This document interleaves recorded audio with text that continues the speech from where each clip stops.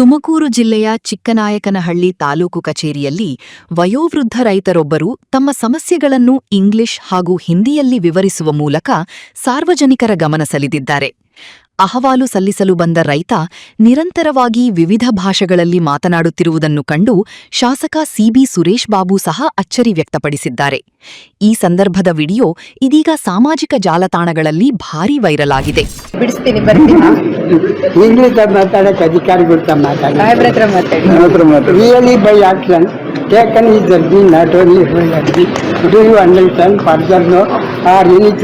Reading and writing we can separate.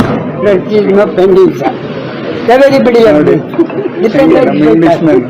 रास्ते में आने जाने लोगों को बैलगाड़ियाँ डॉक्टर होने के लिए ऑक्सीजन को जाने के लिए रास्ते में इस पेड़ को कट दिया.